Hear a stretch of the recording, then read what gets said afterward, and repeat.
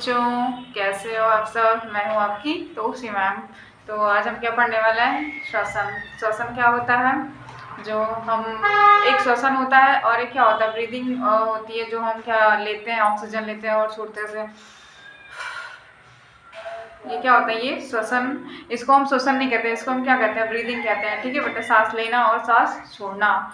और हमारा जो श्वसन होता है, जो आज तक हम अभी तक क्या समझते आए कि श्वसन में क्या होता है, हम सांस ले रहे हैं, सांस छोड़ रहे हैं। बेसिकली ये क्या होता है, ये श्वसन नहीं होता है। श्वसन क्या होता है, जो हमारी कोशिकाएं होती हैं, जो हम जिससे हमें एनर्जी मिलती है। तो हमारी कोशिकाएं जो कार्बोहाइड्रेट को तोड़ करके ग्लूकोज बनाती हैं, उससे हमें क्या मिलती है, ऊर्जा मिलती है। इसी ऊर्जा को हम क्या कहते हैं, श्वसन कहते हैं। जैसे समझो आप, ग्लूकोज का टूट कर ऊर्जा प्रदान करने की क्रिया को क्या कहते हैं। जैसे मान लीजिए हमने क्या लिया, हमने ऑक्सीजन लिया। ठीक है बच्चों, हमने क्या किया, वातावरण से ऑक्सीजन लिया। अब ये ऑक्सीजन कहाँ जाएगा, हमारे सेल्स में जाएगा। ठीक है, अब सेल्स में क्या है, ग्लूकोज है। तो हमारा ग्लूकोज इसमें टूट जाएगा। ग्लूकोज के टूट करके हमें एनर्जी देने की क्रिया को कहते हैं। तो ग्लूकोज का टूट करके हमको क्या देगा, ऊर्जा देगा। इसी क्रिया को हम क्या कहते हैं बेटा, ये कहाँ हो रहा है, ये हमारा सेल है। ठीक है बेटा, ये हमारा क्या कोशिका है।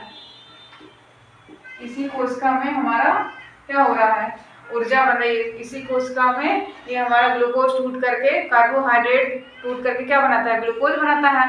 तो यही जो ग्लूकोज टूटेगा, उससे जो हमें एनर्जी मिलेगी, वही उसी को हम क्या कहते हैं, श्वसन कहते हैं। ना कि इसको हम श्वसन नहीं कहते हैं बेटा। ये तो सांस लेना और सांस छोड़ना होता है, ये हमारा श्वसन नहीं होता है। श्वसन हमारा कार्बोहाइड्रेट का ग्लूकोज में टूटना ही हमारा श्वसन कहलाता है। श्वसन में हमें क्या मिलती है, ऊर्जा मिलती है। इससे हमारा, जैसे कभी देखो, अभी आप सांस ले रहे हो तो इसमें क्या होता है, एक तो आपके रुधिर का प्रवाह भी होता है। जब हम सांस लेते हैं तो हमारा जो हमारा ब्लड है वो सर्कुलेट भी होता रहता है। तो उससे हमें क्या मिलती है, ऊर्जा मिलती है। और क्या, अभी जैसे आप देखो, जब कोई इंसान की डेथ हो जाती है, जब वो मर जाता है, तो उसका शरीर कैसा होता है, ठंडा पड़ जाता है। लेकिन जब तक हम जिंदा हैं तब तक क्या होती है, हमारी शरीर गर्म होती है, हमारा शरीर गर्म होता है ना। और जब मर जाता है इंसान तो उसका शरीर कैसा होता है, ठंडा हो जाता है। क्यों, क्योंकि ना वो ऑक्सीजन ले पा रहा है, ना उसका ब्लड सर्कुलेट हो पा रहा है। तो वहाँ पे क्या हो रहा है, उसका शरीर ठंडा होता है। इसलिए हम क्या कहते हैं बेटा, इसलिए हम कहते हैं कि हमको ऊर्जा भी मिलती है। इसलिए हमारा शरीर क्या रहता है, गर्म भी रहता है। और वहाँ ना तो वो ऑक्सीजन ले पा रहा है, ना तो उसका ब्लड सर्कुलेट हो पा रहा है। तो इसलिए वहाँ उसका शरीर क्या हो रहा है, ठंडा हो जा रहा है। ठीक है बच्चों, अब ये समझ में आना श्वसन किसे कहते हैं। अब हम देख रहे हैं क्या, श्वसन क्या होती है, एक रासायनिक क्रिया होती है बेटा। अभी हम आगे देखेंगे कि ये देखो इतने सारे रिएक्शन होते हैं, इसीलिए इसको क्या कहते हैं, रासायनिक क्रिया कहते हैं। क्योंकि कुछ चीज टूटता है तो कुछ बनता है, उसी को हम क्या कहते हैं, रासायनिक क्रिया कहते हैं। ऑक्सीजन लेंगे, CO2 निकालेंगे, तो एक क्या हो रहा है, एक रासायनिक क्रिया हो रही है। ठीक है बच्चों, अब देखो इसमें क्या ऊर्जा किसके रूप में मिलती है, ATP के रूप में मिलती है। ATP क्या होता है बेटा, ये जैसे ऊर्जा के रूप में, ये बंडल के रूप में स्टोर रहते हैं। ठीक है बेटा, ATP का मतलब कहता है एडिनोसिन। ATP का फुल फॉर्म क्या होता है, ये तो आप सभी को पता होगा, एडिनोसिन।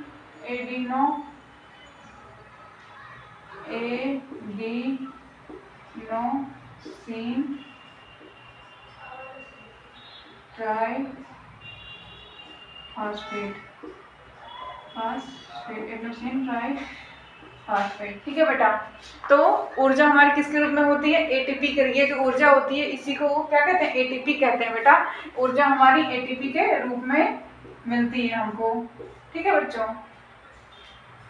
अब क्या हुआ, यह सभी कोशिकाओं में होता है। ठीक है बच्चों, चाहे मतलब आप, यह सभी मतलब श्वसन जो होता है, चाहे ऑक्सी श्वसन हो, चाहे अनाक्सी श्वसन हो, मतलब चाहे कीड़े मकोड़े हो, चाहे पेड़ पौधे हो, चाहे हम मनुष्य हो, तो यह क्रिया किसमें होती है, सभी के कोशिकाओं में यह क्रिया होती है। श्वसन सभी में होता है। तो यह श्वसन कितने प्रकार की होती है बेटा, श्वसन 2 प्रकार की होती है। जैसे बहुत सारे जो हमारे ईस्ट हो गए, जो हमारे जीवाणु हो गए, क्या उनके पास क्या होता है, वो अनाक्सी श्वसन करते हैं। और जैसे हम ऑक्सीजन लेते हैं तो हम क्या करते हैं, ऑक्सी श्वसन करते हैं। और जो जीवाणु हो गए, जो ईस्ट हो गए, बैक्टीरिया हो गए, ये सब क्या करेंगे, अनाक्सी श्वसन करते हैं। तो वैसे हम देख रहे हैं कि श्वसन पहला क्या होता है, ऑक्सी श्वसन, जिसमें क्या हो, हम ऑक्सीजन लें।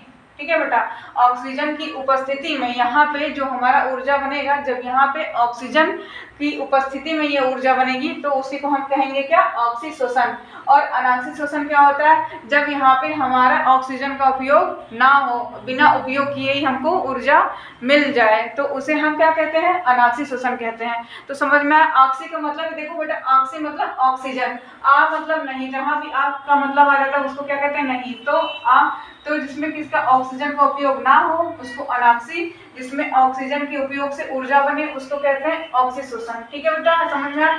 ऑक्सी मतलब ऑक्सीजन की उपस्थिति में, अनाक्सी मतलब बिना ऑक्सीजन के उपस्थिति में जो शोषण होता है उसको हम क्या कहते हैं, अनाक्सी शोषण कहते हैं।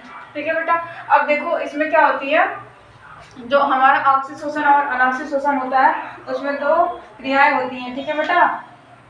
देखो एक तो क्या होती है, पहले तो जो हमारा ग्लाइकोलिसिस होता है, पहली रिएक्शन हमारी क्या होगी, ग्लूकोज जो होता है, जो हमने क्या देखा था यहाँ पे ऑक्सीजन कार्बोहाइड्रेट को तोड़ करके क्या बना रहा है, ग्लूकोज बना रहा है। तो जो हमारा भी ग्लूकोज होगा तो ग्लूकोज कैसा होता है, आपने फार्मूला पढ़ा होगा C6H12O6।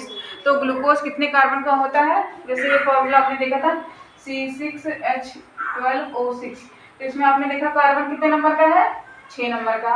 कार्बन आपको समझ में आ रहा है ना, 6 नंबर। तो ऐसे ही ग्लूकोज कितने नंबर का हमने लिया है, 6 नंबर का हमने क्या लिया है, ग्लूकोज लिया है। ठीक है बेटा।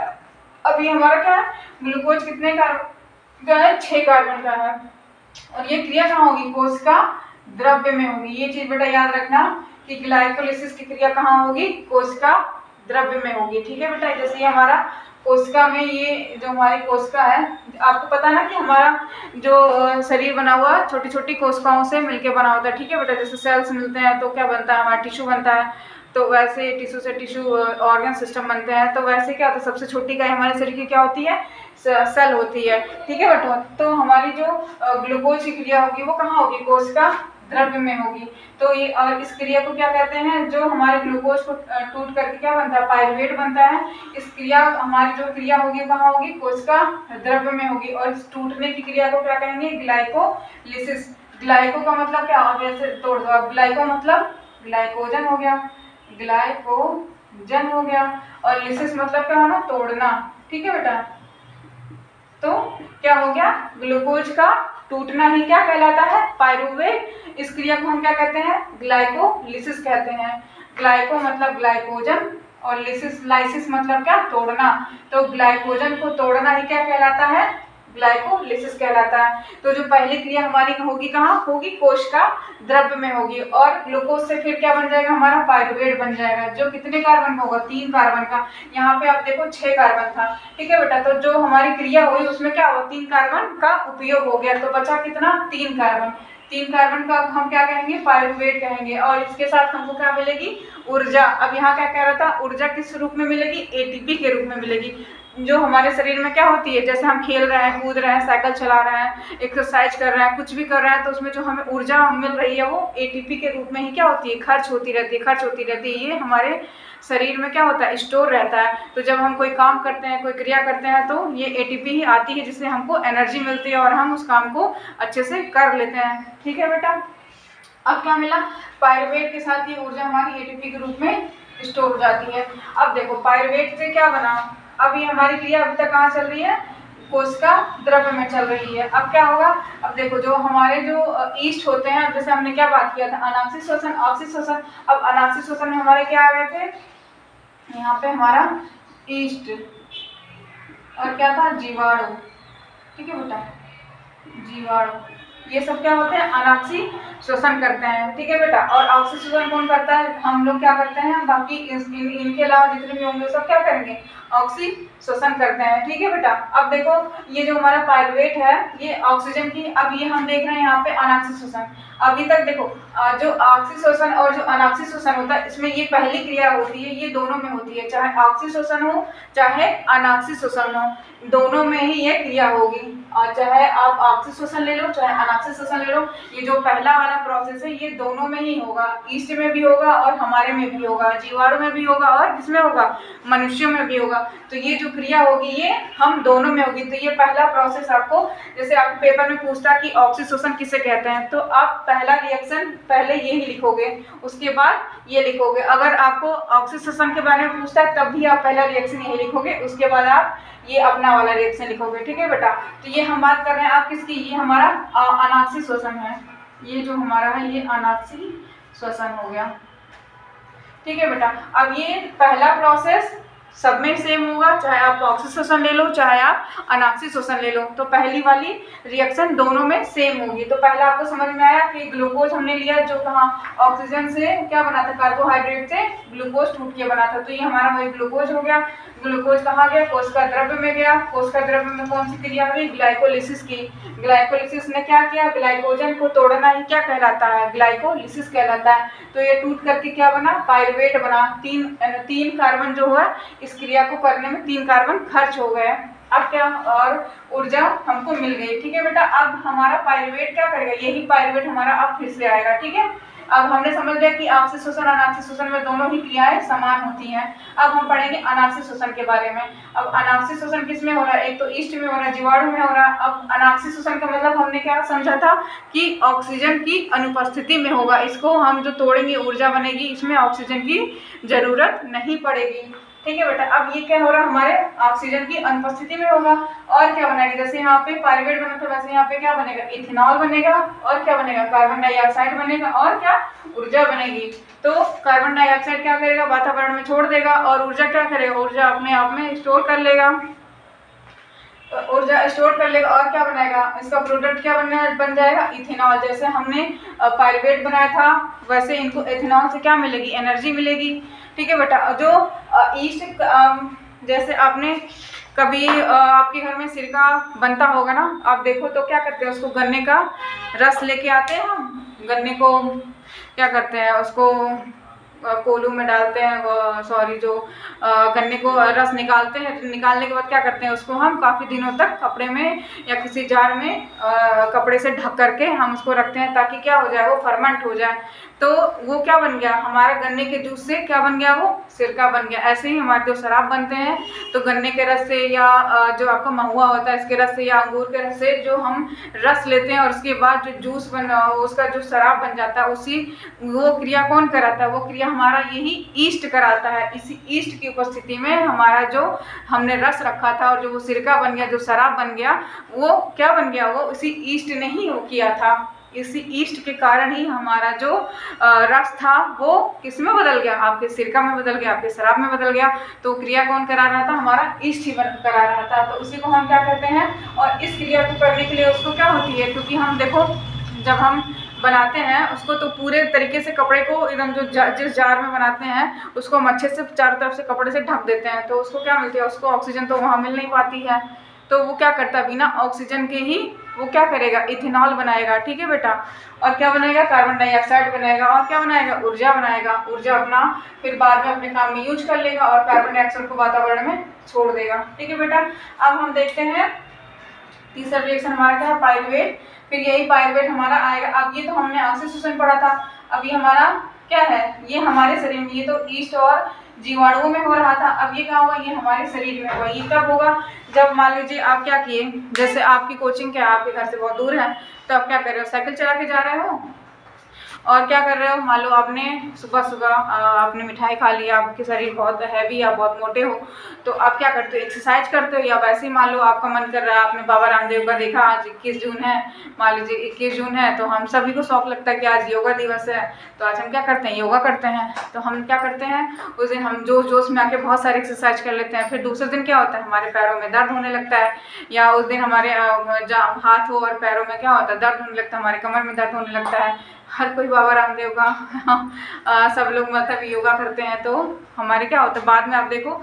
जब आप डेली करते हो तो आपके पैरों में क्या होता है, पहले दूसरे दिन दर्द होने लगता है, तो हमारे पेशियों में क्या होने लगता है, खिंचाव सा हमको महसूस होता है। तो वो खिंचाव क्यों होता है, इसी के कारण होता है कि अब जैसे देखो, अब जब मान लो अभी आप साइकिल चला रहे हो या दौड़ रहे हो या एक्सरसाइज कर रहे हो, तो आप बहुत जल्दी ऐसे सांस लेते ना, बहुत तेज तेज से सांस लेते, तो कि उस समय क्या होता है, हमारा जो ऑक्सीजन की पूर्ति होती है वो पूरी तरीके से नहीं हो पाती है। हम जितना हमको ऑक्सीजन चाहिए होता है उतना ऑक्सीजन हमको नहीं मिल पाता है। तो ऑक्सीजन नहीं मिल पाता तो उस समय क्या होता है, हमको जैसे अब हमारी क्रिया किसमें होती है, हमारा शरीर तो ऑक्सीजन करेगा ना, क्योंकि हम ऑक्सीजन लेते हैं। तो उस समय क्या होगा, हमको ऑक्सीजन मिल ही नहीं रहा है, शरीर जो हमारी कोशिकाएं हैं उनको ऑक्सीजन जितना चाहिए उतना नहीं मिल पा रहा है। तो क्या बनाएगा वो, हमारा पायरुवेट की जगह पर लैक्टिक अम्ल बना लेगा, जिसके कारण क्या होता है, हमारे पेशियों में खिंचाव महसूस होता है, हमको दर्द महसूस होता है। किसके कारण होता है, किसी लैक्टिक अम्ल के बनने के कारण होता है। वो हमारा पायरुवेट जो है वो किस में बदल जाता है, लैक्टिक अम्ल में बदल जाता है, जिससे क्या होता है, हमको दर्द का अनुभव होता है। तो यहाँ पे हम देखेंगे क्या, अब ये भी क्या हो रहा है, ऑक्सीजन की अनुपस्थिति में हो रहा है। क्यों हो रहा है, क्योंकि आप जल्दी जल्दी सांस ले रहे हो, और जितनी जल्दी जल्दी आप सांस लोगे उसको क्या होगा, ऑक्सीजन को फिल्टर करने के लिए उसको टाइम ही नहीं मिलेगा फेफड़े को, जिससे वो क्या करे, आपने ऑक्सीजन को शुद्ध कर सके। तो अब हम बहुत जल्दी जल्दी सांस ले रहे हैं, देखो, तो क्या करें, हम बहुत जल्दी जल्दी सांस ले रहे हैं, तो क्या करेगा, हमारा शरीर उतनी जल्दी जल्दी नहीं उसको शुद्ध कर पाएगा। तो शुद्ध नहीं कर पाएगा तो उस उपस्थिति में क्या हो जाएगा, बिना ऑक्सीजन के ही यह क्रिया हो जाएगी। तो यह क्रिया कहाँ होती है, हमारी पेशियों में होती है, हमारे हाथों में, पैरों में, जहाँ भी हमारे मसल्स होते हैं। अब मसल्स कहाँ कहाँ, ये हमारे डोले सोले हैं। तो इसमें क्या होगा, जैसे हमने अभी डंबल उठाया, हमने कोई भी हाथ पैर की एक्सरसाइज की, तो क्या हुआ, ये हमारे मसल्स क्या होंगे, इसमें खिंचाव सा, इसमें दर्द सा महसूस होने लगता है। इसी के कारण, क्योंकि क्या बन जाता है, हमारा लैक्टिक अम्ल बन जाता है, जिससे हमको दर्द का अनुभव होता है। अब ये लैक्टिक अम्ल कितने कार्बन का होता है, 3 कार्बन का होता है। इसके बाद हमको क्या मिलती है, ऊर्जा मिलती है। लैक्टिक अम्ल बनेगा और क्या बनेगा, ऊर्जा बनेगी। तो समझ में आया बेटा, हमारी पेशियों में क्या होगा, हमारी पेशियों में अनाक्षी शोषण होगा। क्यों होगा, क्योंकि उस समय हम, और यह तभी होगा जब आप एक्सरसाइज करोगे, जब आप साइकिल चलाओगे, जब आप कुछ रस्सी कूदोगे, जब आप कुछ काम करोगे, तभी यह क्या होगा, एक्टिव होगा। उस समय, उसी समय यह क्रिया होगी, बाकी समय यह क्रिया नहीं होगी। जैसे अभी मैं क्या कर रही हूँ, अभी मैं कुछ नहीं कर रही हूँ, जैसे अब देखो मेरा हाथ, अभी मैं कुछ नहीं कर रही, तो अभी क्या, अभी इसमें कोई भी खिंचाव या कोई भी दर्द नहीं होगा। जब मैं कुछ एक्सरसाइज करूँगी तभी मेरे हाथों में क्या होगा, दर्द होगा, क्योंकि उस समय क्या होगा, मैं ऑक्सीजन ज़्यादा नहीं ले पाऊँगी, मेरे कोशिकाओं को ऑक्सीजन नहीं मिल पाएगा। उस कंडीशन में हमारा पायरुवेट से लैक्टिक अम्ल बनेगा। ठीक है बच्चों, समझ में आया। तो यह क्रिया क्या होगी, हमारी पेशियों में होगी, जिससे क्या बनेगा, पायरुवेट से हमारा 3 कार्बन था, उससे क्या बनेगा, हमारा लैक्टिक अम्ल बनेगा, और क्या बनेगा, ऊर्जा बनेगी। अब देखो, अब ये आया हमारे माइटोकॉन्ड्रिया में। तो कोशिका द्रव्य से कहाँ जाता है, हमारा माइटोकॉन्ड्रिया में जाता है। ठीक है बच्चों, माइटोकॉन्ड्रिया को क्या कहते हैं, पावर हाउस भी कहते हैं सारे, क्योंकि इसके पास बहुत पावर होता है। ठीक है बेटा, अब पायरुवेट से क्या करेगा, ऑक्सीजन की, अब यहाँ पे देखो ये हमारे शरीर में हो रहा है नॉर्मली, जो हमारे सारी इस समय जो भी आप बैठे हो, जो भी कर रहे हो, उस समय हमारे शरीर में क्या हो रहा है, ऑक्सीशोषण हो रहा है, क्योंकि हम आराम से बैठे हैं, हम जल्दी जल्दी सांस नहीं ले रहे हैं, तो हमारे कोशिकाओं को भी आराम से ऑक्सीजन मिल जा रहा है। तो अब क्या बनेगा, अब हम क्या करेंगे, ऑक्सीजन लेंगे और हमारा फेफड़ा उसको शुद्ध करने के लिए उसको टाइम मिल जाएगा। तो क्या निकालेगा, कार्बन डाइऑक्साइड गैस निकालेगा, जल बनाएगा, और क्या बनाएगा, ऊर्जा बनाएगा, जिससे हमें क्या मिलती है, ऊर्जा मिलती है किसी काम को करने के लिए। तो अब हमने क्या जाना, ये हमारा पहली क्रिया थी कहाँ, कोशिका द्रव्य में, उसके बाद कहाँ आएगा, कोशिका द्रव्य से कहाँ जाएगा, माइटोकॉन्ड्रिया में जाएगा। पहले कोशिका द्रव्य में था, उसके बाद से हमारे माइटोकॉन्ड्रिया में आ जाएगा। अब यह कहाँ होगी, ये नॉर्मल स्थिति में, जैसे अभी आप बैठे हो तो आपके शरीर में पहले ये क्रिया होगी, उसके बाद ये क्रिया होगी। मतलब पहला ये ग्लूकोज बनेगा, पायरुवेट अम्ल, ग्लूकोज से क्या बना, पायरुवेट बना। अब ये कहाँ गया, कोशिका द्रव्य में बना, ग्लाइकोजन टूटा, उसके बाद क्या, कोशिका द्रव्य से कहाँ जाएगा, ये माइटोकॉन्ड्रिया में जाएगा बेटा। तो पहला रिएक्शन ये हो गया, उसके बाद ये हो गया। जब आप अभी जिस अवस्था में बैठ के आराम से देख रहे हो, तो उस अवस्था में आपके शरीर में ये रिएक्शन होगा। ठीक है बेटा, तो ये किस उपस्थिति में होगा, ऑक्सीजन की उपस्थिति में होगा, क्योंकि इस समय आप आराम से बैठे हो और आपके शरीर को आराम से ऑक्सीजन मिल जा रहा है, आप आराम से कार्बन डाइऑक्साइड छोड़ पा रहे हो। तो अभी इस अवस्था में आपको ये वाला रिएक्शन आपके शरीर में हो रहा है। उम्मीद करती हूँ बेटा आपको ये समझ में आया होगा, और ये समझ में आया तो अपने दोस्तों के साथ इसको शेयर करना।